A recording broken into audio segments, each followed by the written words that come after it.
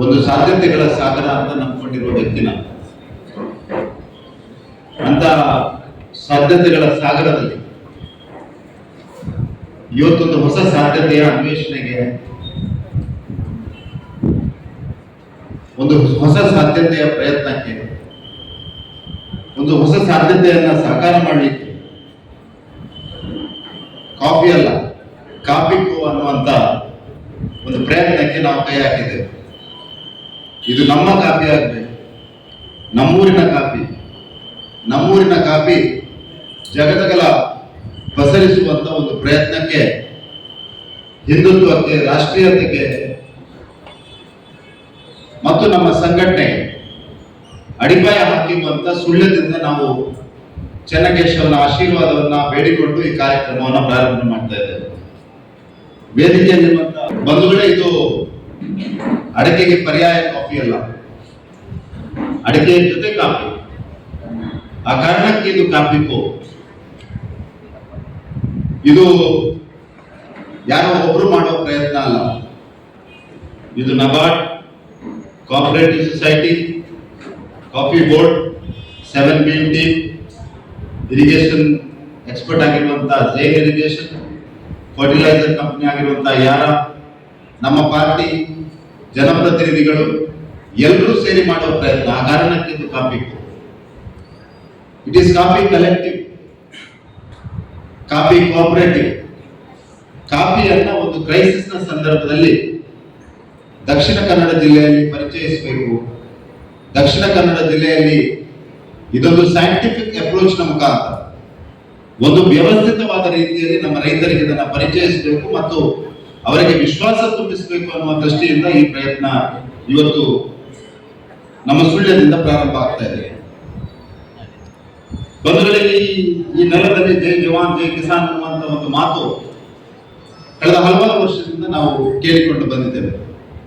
ನಾನೊಬ್ಬ ರೈತನ ಮಗನಾಗಿ ಸೈನ್ಯದಲ್ಲಿ ಸೇವೆ ಮಾಡುವಂತ ಒಂದು ಅವಕಾಶ ಸಿಕ್ಕಿದವನಾಗಿ ಈ ಜೈ ಜವಾನ್ ಜೈ ಕಿಸಾನ್ ಅನ್ನ ನಮ್ಮ ಪ್ರಧಾನಮಂತ್ರಿಗಳು ಹೇಗೆ ಹೇಳ್ತಾರೆ, ಜೈ ವಿಜ್ಞಾನ ಮತ್ತು ಜೈ ಅನುಸಂಧಾನ ಅನ್ನುವಂತ ರೀತಿಯಲ್ಲಿ ಅದನ್ನು ಮುಂದೆ ಕೊಂಡು ಹೋಗುವಂತ ಒಂದು ಪ್ರಯತ್ನವನ್ನ ಈ ನೆಲದ ಬಗ್ಗೆ ಪ್ರೀತಿ ಇಟ್ಕೊಂಡವನಾಗಿ, ಈ ನೆಲದ ಅಸ್ಮಿತೆಯ ಬಗ್ಗೆ ಗೌರವ ಇಟ್ಕೊಂಡವನಾಗಿ ಒಂದು ಪ್ರಯತ್ನವನ್ನ ನಾವೆಲ್ಲ ಒಟ್ಟು ಸೇರಿ ಮಾಡುವಂತ ದೃಷ್ಟಿಯಿಂದ ಈ ಕಾಫಿಕೋಗೆ ಕೈ ಹಾಕಿದ್ದೇವೆ. ಬಂಧುಗಳೇ, ರೈತ ಮತ್ತು ಸೈನಿಕನ ಬದುಕು ಅದು ಹಲವು ಅನಿಶ್ಚಿತತೆಗಳಿಂದ ಕೂಡಿದಂತ ಬದುಕು. ಒಬ್ಬ ರೈತ ತನ್ನ ಸಾಯಿಲ್ ಅನ್ನ, ತನ್ನ ಮಣ್ಣನ್ನು ಅದನ್ನ ಹೇಗೆ ಪ್ರೊಡಕ್ಟಿವ್ ಮಾಡೋದು ಅನ್ನುವಂತ ದೃಷ್ಟಿಯಿಂದ ನಿರಂತರ ಪ್ರಯತ್ನ ಮಾಡ್ತಾ ಇರ್ತಾನೆ.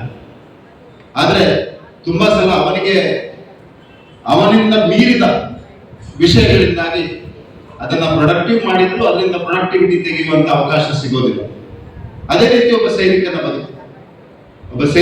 ಬದುಕು ಈ ಮಣ್ಣಿನ ಅಸ್ಮಿತೆಗೋಸ್ಕರ, ಆ ಮಣ್ಣಿನ ಗೌರವಕ್ಕೋಸ್ಕರ ತನ್ನ ಪ್ರಾಣವನ್ನೇ ಬಲಿದಾನ ಮಾಡುವಂತ, ಸರ್ವೋಚ್ಚ ಬಲಿದಾನ ಮಾಡುವಂತ ಒಂದು ಮಾನಸಿಕತೆಯನ್ನು ಬೆಳೆಸಿಕೊಂಡಿರು. ಆ ಕಾರಣಕ್ಕೆ ಜೈ ಜವಾನ್ ಜೈ ಕಿಸಾನ್ ಹೇಳಿದ್ದಾರೆ, ಸುಮ್ಮನೆ ಜೈ ಜವಾನ್ ಜೈ ಕಿಸಾನ್ ಹೇಳಿದರು. They are the pillars of this nation. ಒಬ್ಬ ಸೈನಿಕ ಅಂತ ಹೇಳಿದ ಕೂಡಲೇ ಒಬ್ಬ ವ್ಯಕ್ತಿ ಅಲ್ಲ, ಒಬ್ಬ ರೈತ ಅಂತ ಹೇಳಿದ ಕೂಡಲೇ ಯಾವುದೋ ಒಬ್ಬ ವ್ಯಕ್ತಿ ಅಲ್ಲ, ಅದೊಂದು ಮಾನಸಿಕತೆ. ಮಣ್ಣನ್ನ ಪೂಜಿಸುವ ಮಾನಸಿಕತೆ, ಮಣ್ಣನ್ನ ಗೌರವಿಸುವ ಮಾನಸಿಕತೆ, ಮಣ್ಣಿಗೆ ಪೋಷಿಸುವ ಮಾನಸಿಕತೆ. ಆ ಮಣ್ಣಿನ ಮುಖಾಂತರ ಈ ಸಂಸ್ಕೃತಿ ಬೆಳೆದು ನಿಂತಿದೆ ಅನ್ನುವಂಥದ್ದು ಈ ಮಣ್ಣನ್ನ ಆರಾಧಿಸುವ, ಈ ಮಣ್ಣಿಗೆ ಗೌರವ ಕೊಡುವ ಹಿರಿಯರಿಗೆ ಗೊತ್ತಿದ್ದ ಕಾರಣಕ್ಕೆ ಜೈ ಜವಾನ್ ಜೈ ಕಿಸಾನ್ ಅನ್ನುವಂತ ಮಾತನ್ನು ನಾವು ಹೇಳಿದ್ವಿ. ಇವತ್ತು ಆ ಮಾನಸಿಕತೆಯನ್ನು ನಮ್ಮ ಪ್ರಧಾನಮಂತ್ರಿ ಅಟಲ್ ಬಿಹಾರಿ ವಾಜಪೇಯಿ ಅವರು ಜೈ ಜವಾನ್ ಜೈ ಕಿಸಾನ್ ಅನ್ನ ಒಂದು ಹಂತ ಮುಂದಕ್ಕೆ ಕೊಂಡೋಗಿ ಅದಕ್ಕೆ ಜೈ ವಿಜ್ಞಾನ ಅನ್ನ ಜೋಡಿಸಿದ್ರು. ನಮ್ಮ ಪ್ರಧಾನಮಂತ್ರಿಗಳು, ಸನ್ಮಾನ್ಯ ಪ್ರಧಾನಮಂತ್ರಿ ನರೇಂದ್ರ ಮೋದಿ ಅವರು ಅದನ್ನು ಇನ್ನೂ ವಿಸ್ತರಿಸಿ ಜೈ ಅನುಸಂಧಾನ ಅಂತ ಹೇಳಿದರು.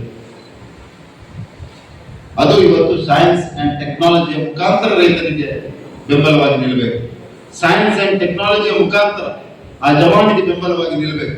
ಆ ರೈತ ಮತ್ತು ಸೈನಿಕನ ಈ ಅನಿಶ್ಚಿತತೆ ತುಂಬಿದ ಬದುಕನ್ನು ಸೈನ್ಸ್ ಮತ್ತು ಟೆಕ್ನಾಲಜಿಯ ಮುಖಾಂತರ ಅದಕ್ಕೆ ಒಂದು ಹಂತದಲ್ಲಿ ಅನಿಶ್ಚಿತತೆಯನ್ನು ಕಡಿಮೆ ಮಾಡ್ತಾ ಹೋಗಬೇಕು ಅನ್ನುವಂತ ಪ್ರಯತ್ನದ ಕಾರಣಕ್ಕೆ ಜೈ ವಿಜ್ಞಾನ ಜೈ ಅನುಸಂಧಾನ. ಈ ಜವಾನ್ ಮತ್ತು ಕಿಸಾನ್ ಅನ್ನು ಅವರ ಅನಿಶ್ಚಿತತೆಯನ್ನು ದೂರ ಮಾಡಿ ಒಂದು ನಿಶ್ಚಿತ ಗುರಿಯಡಿ ಈ ರಾಷ್ಟ್ರವನ್ನ ಕೊಂಡೋಗುವಂತಹ ಒಂದು ಪ್ರಯತ್ನದ ಭಾಗವಾಗಿ ಜೈ ಜವಾನ್, ಜೈ ಕಿಸಾನ್, ಜೈ ವಿಜ್ಞಾನ್, ಜೈ ಅನುಸಂಧಾನ ಅನ್ನುವಂತ ಒಂದು ಘೋಷವಾಕ್ಯದೊಂದಿಗೆ ನಾವು ಕೆಲಸವನ್ನ ಮಾಡ್ತಾ ಇದ್ದೇವೆ. ಇವತ್ತು ಸುಳ್ಯದಲ್ಲಿ ನಾವು ಒಂದು ಕ್ರೈಸಿಸ್ ಅನ್ನು ಎದುರಿಸ್ತಾ ಇದ್ದೇವೆ. ಸಂತೋಷ್ ಅವರು ಅರಂತೋಡು ಭಾಗದಲ್ಲಿ ನಾವು ಕಾರ್ಯಕ್ರಮ ಮಾಡಿದ್ದೇವೆ. ಅರಂತೋಡ್ನಲ್ಲಿ ಚುನಾವಣೆಯ ಪೂರ್ವದಲ್ಲಿ ನಾವು ಒಂದು ರೈತರ ಜೊತೆ ಸಂವಾದದ ಕಾರ್ಯಕ್ರಮವನ್ನು ಮಾಡಿದ್ದೇವೆ. ಯೆಲ್ಲೋ ಲೀಫ್ ಡಿಸೀಸ್, ಹಳದಿ ರೋಗ ಅನ್ನುವಂತ ಒಂದು ರೋಗ ನಮ್ಮ ರೈತರು ಅತ್ಯಂತ ಪ್ರೀತಿಯಿಂದ ಬೆಳೆಸಿದಂತ ಅಡಿಕೆ ಮರಗಳ ಮೇಲೆ ಕಳೆದ 25-30 ವರ್ಷಗಳಿಂದ ಇದನ್ನು ಹೇಗೆ ಅಡ್ರೆಸ್ ಮಾಡೋದನ್ನುವಂಥದ್ದನ್ನ ನಮ್ಮ ರೈತರಿಗೆ ಗೊತ್ತಿಲ್ಲ. ಆ ಪ್ಲಾಂಟೇಶನ್ ಹೋಯ್ತು, ಅಲ್ಲಿ ಮತ್ತೊಮ್ಮೆ ಅಡಿಕೆಯನ್ನು ಬೆಳೆಯುವ ಪ್ರಯತ್ನವನ್ನು ಅವರು ಮಾಡಿದ್ರು.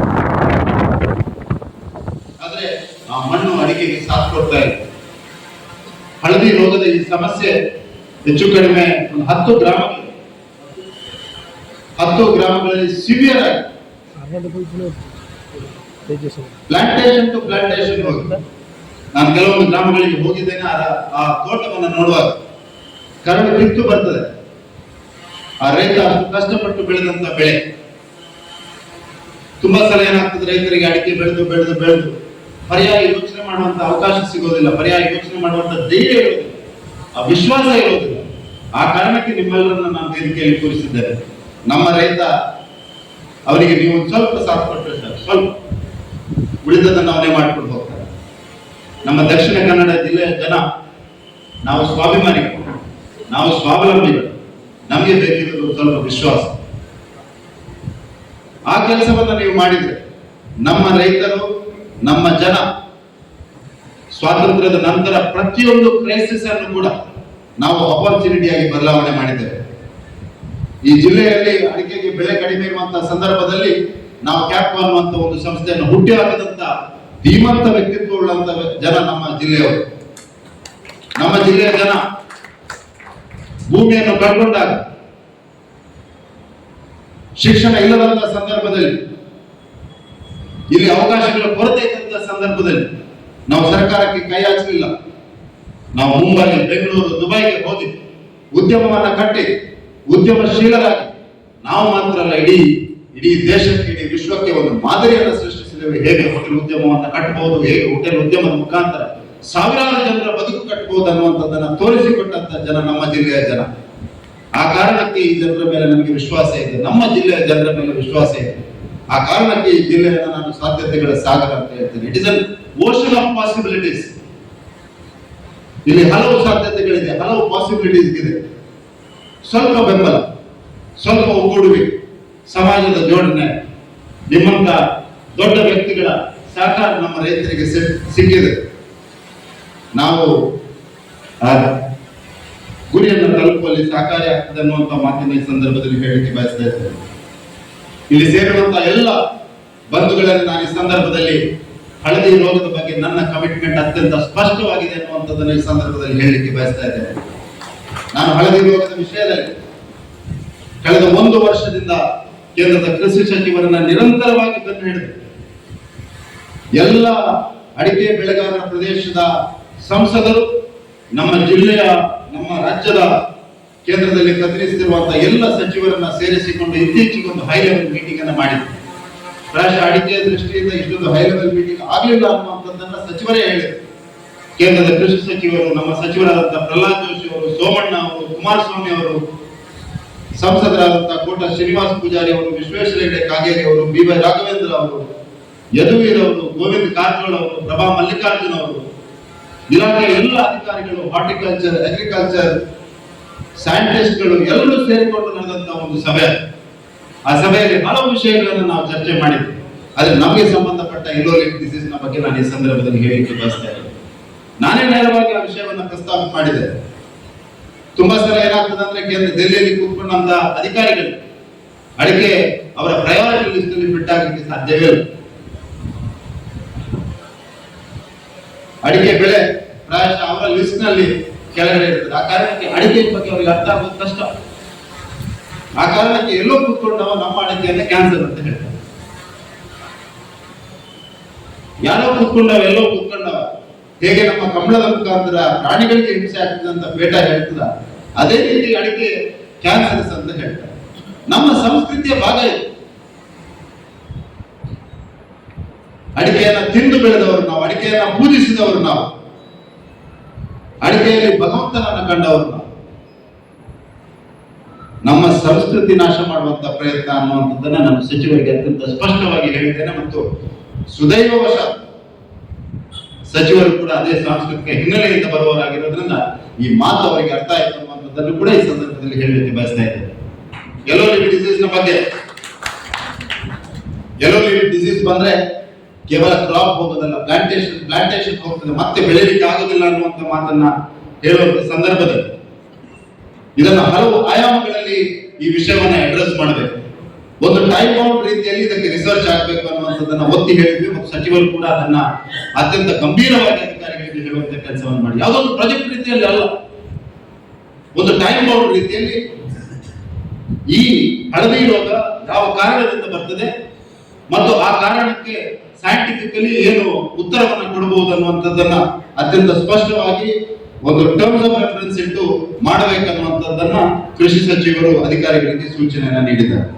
ಇದರ ಜೊತೆಗೆ ಆಲ್ಟರ್ನೇಟಿವ್ ಪ್ಲಾಂಟ್ ಮತ್ತು ಆಲ್ಟರ್ನೇಟಿವ್ ಕ್ರಾಪ್ ಎರಡು ದೃಷ್ಟಿಯಿಂದ ಯೋಚನೆ ಮಾಡಬೇಕು ಅನ್ನುವಂಥದ್ದನ್ನ ನಾನು ಅವರ ಗಮನಕ್ಕೆ ತರುವಂತ ಪ್ರಯತ್ನವನ್ನು ಮಾಡಿದೆ. ಇವತ್ತು ಅಡಿಕೆ ಬೆಳೆ ಕೂಡ ಬೇರೆ ಬೇರೆ ಹೊಸ ಟೆಕ್ನಾಲಜಿ ಮುಖಾಂತರ ಬೆಳೆಸಬಹುದು. ಆ ಹೊಸ ಟೆಕ್ನಾಲಜಿ ಅಡಿಕೆ ಗಿಡವನ್ನ ಈ ಯೆಲ್ಲೋ ಲಿವ್ ಡಿಸೀಸ್ ನ ಜಾಗದಲ್ಲಿ ನಾವು ಬೆಳೆಸಬಹುದು ಅನ್ನುವಂತ ಚರ್ಚೆ, ಯೋಚನೆ, ಪ್ರಯೋಗ ಇದು ಕೂಡ ಆಗ್ಬೇಕಾದ ಅವಶ್ಯಕತೆ ಇದೆ. ಯಾಕಂದ್ರೆ ನಾವು ಅಡಿಕೆ ಪರಂಪರಾಗತವಾಗಿ ಬೆಳೆದಿರೋದ್ರಿಂದ there is a history, there is a lineage, there is a study ಮತ್ತು there is a inherent gained knowledge. ಇವತ್ತು ಅಡಿಕೆಯನ್ನು ಬೆಳೆಬೇಕಾದ್ರೆ ನಮ್ಮ ರೈತರಿಗೆ ಕಷ್ಟ ಇಲ್ಲ. ಯಾವುದೋ ರೈತ ಕುಟುಂಬದಲ್ಲಿ ಹುಟ್ಟಿದಂತ ಹುಡುಗನಿಗೆ ಅಡಿಕೆ ಬೆಳೆ ಸಹಜವಾಗಿ ಬೆಳೆಯಲಿಕ್ಕೆ ಬರ್ತದೆ, ಯಾಕಂದ್ರೆ there is a knowledge transfer. ಆ ಕಾರಣಕ್ಕೆ ಆಲ್ಟರ್ನೇಟ್ ಪ್ಲಾಂಟ್, ಅದೇ ನೆಲದಲ್ಲಿ ಅಡಿಕೆಯ ಆಲ್ಟರ್ನೇಟ್ ಪ್ಲಾಂಟ್ ಅನ್ನ ಬೆಳೆಸಬಹುದಾ ಸೈಂಟಿಫಿಕಲಿ ಅನ್ನುವಂತ ಯೋಚನೆಯನ್ನು ಕೂಡ ಮಾಡಬೇಕು ಅನ್ನುವಂತ ವಿನಂತಿಯನ್ನ ನಾನು ಅವರಿಗೆ ಮಾಡಿದ್ದೇನೆ. ಜೊತೆಗೆ ಪರ್ಯಾಯ ಕ್ರಾಪ್ ದೃಷ್ಟಿಯಿಂದ ನಮಗೆ ತುಂಬಾ ಸುಲಭವಾಗಿ ಮತ್ತು ಅಡಿಕೆಗೆ ಅದೇ ಪ್ರೈಸ್ ಹೆಚ್ಚು ಕಡಿಮೆ ಸಿಗೋದ್ರಿಂದ ನಮ್ಮ ರೈತರಿಗೆ ಈಗ ಅಡಿಕೆಯ ಪ್ರೈಸ್ ಮತ್ತು ಅಡಿಕೆಯಲ್ಲಿ ಸಿಗುವಂತ ಲಾಭದ ಕಾರಣಕ್ಕೆ ಬೇರೆ ಕ್ರಾಪ್ಗೆ ಹೋಗ್ಲಿಕ್ಕೆ ಸುಲಭ ಇಲ್ಲ, ಹೋಗುವಂಥದ್ದು ಸರಿಯೂ ಅಲ್ಲ. ನಮ್ಮ ಹತ್ತಿರದ ಕೊಡಗು, ಚಿಕ್ಕಮಗಳೂರಲ್ಲಿ ಕಾಫಿ ಬೆಳೆಯುತ್ತಿರುವಂತಹ ಸಂದರ್ಭದಲ್ಲಿ ಹೆಚ್ಚು ಕಡಿಮೆ ಅದೇ ರೀತಿಯ ವಾತಾವರಣ ಇರುವಂತಹ ಸಂದರ್ಭದಲ್ಲಿ, ಹೆಚ್ಚು ಕಡಿಮೆ ಅದೇ ಮಾನಸಿಕತೆಯ ರೈತರಿರುವಂತಹ ಸಂದರ್ಭದಲ್ಲಿ ಮತ್ತು ಕಾಫಿಯನ್ನ ಈ ಪ್ರದೇಶದಲ್ಲಿ ಸಹಜವಾಗಿ ಸರ್ಕಾರದ ಬೆಂಬಲ ಇಲ್ಲದಿದ್ರು, ಕಾಫಿ ಬೋರ್ಡ್ ನ ಬೆಂಬಲ ಇಲ್ಲದಿದ್ರು ಸಹಜವಾಗಿ ಬೆಳೀತಿರುವಂತಹ ಸಂದರ್ಭದಲ್ಲಿ ಅದರೊಂದು ಎಕ್ಸ್ಟೆನ್ಷನ್ ಅನ್ನು ಯಾಕೆ ಮಾಡಬಾರ್ದು ಅನ್ನುವಂತ ಪ್ರಯತ್ನದ ಕಾರಣಕ್ಕೆ ಈ ಕಾಫಿ ತೋಪ ಆರಂಭ ಆಗಿದೆ. ನಾನು ಈ ಸಂದರ್ಭದಲ್ಲಿ ಒಂದಷ್ಟು ರೈತರು ಇಲ್ಲಿ ನಾವು ಹೆಸರನ್ನು ಹೇಳಿದ್ವಿ, ಗೋವಿಂದ ಭಟ್ರು, ಭವಾನಿ ಶಂಕರ್ರು, ಗುತ್ತಿಗಾರನ ಗೋವಿಂದ ಭಟ್ರು ಕಳೆದ 30 ವರ್ಷದಿಂದ ಕಾಫಿಯನ್ನು ಬೆಳೀತಾ ಇದ್ದಾರೆ. ಕಾಫಿ ಬೋರ್ಡ್ನವರು, 7 ಬೀನ್ನವರು ಆ ಭಾಗಕ್ಕೆ ಹೋಗ್ಬೇಕು. ಅವರು ಅವರ ಎಕ್ಸ್ಪೀರಿಯನ್ಸ್ ಅಲ್ಲಿ ಹೇಳ್ತಾರೆ, ನಮ್ಮ ಕಾಫಿ ವಿರಾಜಪೇಟೆಯ ಕಾಫಿಗಿಂತ ಮಿಗಿಲಾಗಿ ಪ್ರೊಡಕ್ಷನ್ ಬರ್ತಾ ಇದೆ ಅನ್ನುವಂಥದ್ದು. I do not understand this. ಆದ್ರೆ ನಾವು ಅದರ ಬಗ್ಗೆ ಸ್ಟಡಿ ಮಾಡಲೇಬೇಕು. ಟುಡೇ ಇವತ್ತು ಕಾಫಿ ಹೇಗಿದೆ ಅಂದ್ರೆ ಎವ್ರಿ ಕಾಫಿ ಇಸ್ ಸ್ಪೆಷಲ್. ನಾನು ಇತ್ತೀಚೆಗೆ ಡಿಬೇಟ್ ಆಗುವ ಮೊದಲು ಯೆಲ್ಲೋ ಲಿವ್ ಡಿಸೀಸ್ ನ ಅಂತಿಮ ನಮ್ಮ ಡಿಮಾಂಡ್ ಇದ್ದಂಥದ್ದು ಈ ಎಲ್ಲಿ ಕ್ರಾಪ್ ಮತ್ತು ಪ್ಲಾಂಟೇಶನ್ ಲಾಸ್ ಆಗಿದೆ ಅವರಿಗೆ ಒನ್ ಟೈಮ್ ಕಾಂಪನ್ಸೇಷನ್ ಅನ್ನ ಸರ್ಕಾರ ಕೊಡಬೇಕು ಅನ್ನುವಂಥದ್ದು ನಮ್ಮ ಆಗ್ರಹ. ಅದಕ್ಕೆ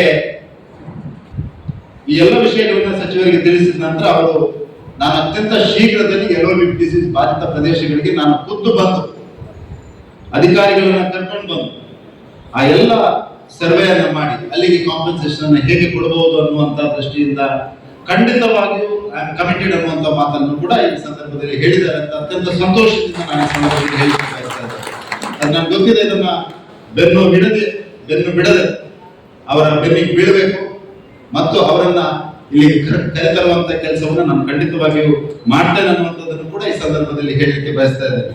ಅದರ ಜೊತೆಗೆ ನಬಾರ್ಡ್ನ DDM ನನಗೆ ಹೇಳ್ತಾ ಇದೆ, ನಬಾರ್ಡ್ನಲ್ಲಿ ಬೇರೆ ಬೇರೆ ರೀತಿಯ ಫಂಡ್ಸ್ಗಳಿದೆ. ಕ್ಲೈಮೇಟ್ ಚೇಂಜ್ ಮುಖಾಂತರ, ಕ್ಲೈಮೇಟ್ ಚೇಂಜ್ ನಿಂದ ಕ್ರಾಪ್ಗೆ ಆಗುವಂತ ಸಮಸ್ಯೆ, ಪ್ಲಾಂಟೇಶನ್ಗೆ ಆಗುವಂತ ಸಮಸ್ಯೆ, ಅದನ್ನ ಅಡ್ರೆಸ್ ಮಾಡಲಿಕ್ಕೆ there is a ಫಂಡ್ ಅನ್ನೋದು ನಾವು ಹೇಳಿದ್ವಿ, ಕ್ಲೈಮೇಟ್ ಚೇಂಜ್ ಫಂಡ್ ಅಂತ. ಸೊ ಅದನ್ನ ಹೇಗೆ ತರಿಸುವುದು, ಅದರ ಮುಖಾಂತರ ಫಿನಾನ್ಸ್ ಮಿನಿಸ್ಟ್ರಿ ಮತ್ತು ಕೃಷಿ ಇಲಾಖೆಯನ್ನು ಒಟ್ಟು ಸೇರಿಸಿಕೊಂಡು ಒಂದು ಒನ್ ಟೈಮ್ ಗ್ರಾಂಟ್ ನಮ್ಮ ರೈತರಿಗೆ, ನೀವು ಕಳೆದ 30 ವರ್ಷದಿಂದ ಆಗಿರುವಂತಹ ಸಫರಿಂಗ್ ಅನ್ನ ಪೂರ್ತಿ ನಾವು ಭರಿಸಲಿಕ್ಕೆ ಆಗೋದಿಲ್ಲ, ಬಟ್ ಸರ್ಕಾರ ನಿಮ್ ಜೊತೆ ಇದೆ ಅನ್ನುವಂಥದ್ದನ್ನು ತೋರಿಸುವ ದೃಷ್ಟಿಯಿಂದ ಒಂದು ಪ್ರಯತ್ನ, ಒನ್ ಟೈಮ್ ಕಾಂಪೆನ್ಸೇಷನ್ ಕೊಡುವ ದೃಷ್ಟಿಯಿಂದ ಒಂದು ಪ್ರಯತ್ನ ಖಂಡಿತವಾಗಿಯೂ ಮಾಡ್ತೇನೆ ಅಂತ ಈ ಸಂದರ್ಭದಲ್ಲಿ ಹೇಳಲಿಕ್ಕೆ ಬಯಸ್ತಾ ಇದ್ದೇನೆ. ಮುಂದುವರಿದ ಭಾಗವಾಗಿ ಕಾಫಿ, ನಾನು ಆಗಲೇ ಹೇಳಿದ, ನಾನು ಇತ್ತೀಚೆಗೆ ಆಪರೇಷನ್ ಸಿಂಧೂರ್ನಲ್ಲಿ ಬೇರೆ ಬೇರೆ ರಾಷ್ಟ್ರಗಳಿಗೆ ಹೋಗುವಂತ ಅವಕಾಶ ನನಗೆ ಸಿಕ್ತು. ನಾನು ಗ್ರೀಸ್ಗೆ ಹೋಗಿದ್ದೆ. ಗ್ರೀಸ್ನಲ್ಲಿ ಅಲ್ಲಿ ಒಂದಷ್ಟು ಮೇಜರ್ 2-3 ಕಾಫಿ ಕಂಪನಿಗಳನ್ನ ಮಾತುಕತೆ ಮಾಡುವಂತ ಅವಕಾಶ ನನಗೆ ಸಿಕ್ತು. ಅವರು ಒಂದು ಎಕ್ಸ್ಕ್ಲೂಸಿವ್ ಆದಂತ ಕಾಫಿ, ಒಂದೇ ಪ್ರದೇಶದಲ್ಲಿ ಬೆಳೆದಂತ ಕಾಫಿಯನ್ನ ಅದೇ ರೀತಿ ಬ್ರ್ಯಾಂಡ್ ಮಾಡಿ, ಒಂದು ಪರ್ಟಿಕ್ಯುಲರ್ ರೀತಿಯಲ್ಲೇ ಬೆಳೆದದನ್ನ ಬ್ರ್ಯಾಂಡ್ ಮಾಡಿ ಅಲ್ಲಿ ಸೇಲ್ ಮಾಡುವಂತ ಅವಕಾಶಗಳು ಕೂಡ ಇದೆ ಅಂತ ನಾನು ಹೇಳಿದೆ. ವಿಶೇಷವಾಗಿ ಮನ್ಸೂನ್ ಕಾಫಿ. ನಾನು ಇತ್ತೀಚೆಗೆ ಈ ಕಾಫಿಯ ಬಗ್ಗೆ ಒಂದು ಸ್ವಲ್ಪ ಆಸಕ್ತಿ ಬೆಳೆದ ನಂತರ ಮಾತನಾಡಲಿಕ್ಕೆ ಪ್ರಾರಂಭ ಆಗುವಾಗ, ಮನ್ಸೂನ್ ಕಾಫಿಯ ಬಿಗ್ಗೆಸ್ಟ್ ಎಕ್ಸ್ಪೋರ್ಟರ್ ಇರುವುದು ಮಂಗಳೂರಿನವರು. ಈ ಭಾಗದಿಂದ ಕಾಫಿ ತೆಗೆದುಕೊಂಡು ಗಣೇಶ್ ಭಟ್ರು ಅನ್ನುವಂಥ ಒಬ್ಬ ವ್ಯಕ್ತಿ ಮಂಗಳೂರಿನಲ್ಲಿ ಅದನ್ನ ಇದು ಮಾಡಿ, ಮಂಗಳೂರು ಪೋರ್ಟ್ ಇಂದ ಮನ್ಸೂನ್ ಕಾಫಿ ಹೈಯೆಸ್ಟ್ ಎಕ್ಸ್ಪೋರ್ಟ್ ಆಗ್ತದೆ. ಹಾಗಾಗಿ ಕಾಫಿಯಲ್ಲಿ there is huge possibility, there is wide range of scope. ನಮ್ಮ ಕರಾವಳಿಯ ಜನರು, ಸುಳ್ಯದ ಭಾಗದ ಜನರು ಇದನ್ನ ಮತ್ತೊಂದು ಬೆಳೆಯಾಗಿ ನೋಡದೆ, ನಾವು ಕಾಫಿ ಕ್ಷೇತ್ರಕ್ಕೆ ಇದೊಂದು ಹೊಸ ಅನ್ವೇಷಣೆ ರೀತಿಯಲ್ಲಿ, ಒಂದು ಹೊಸ ಬ್ರ್ಯಾಂಡ್ ನ ರೀತಿಯಲ್ಲಿ ಮಾಡಬೇಕು ಅನ್ನುವಂಥ ದೃಷ್ಟಿಯಿಂದ ಯೋಚನೆ ಮಾಡಿಕೊಂಡು ಅತ್ಯಂತ ಸೈಂಟಿಫಿಕಲಿ ಮೋಸ್ಟ್ ಅಡ್ವಾನ್ಸ್ ಟೆಕ್ನಾಲಜಿಯನ್ನು ಉಪಯೋಗಿಸಿಕೊಂಡು ಹೇಗೆ ಕಾಫಿಯನ್ನು ಬೆಳೆಯಬಹುದು ಅನ್ನುವಂಥ ದೃಷ್ಟಿಯಿಂದ ಪ್ರಯತ್ನ ಮಾಡಬೇಕು. ಯಾರೋ ಅರ್ಜೆಂಟಲ್ಲಿ ನಾಳೆ ಹೋಗಿ ಕಾಫಿ ಗಿಡಗಳನ್ನು ಹಾಕಬೇಕು ಅನ್ನುವಂಥ ಒತ್ತಾಯ ಅಂತಲ್ಲ.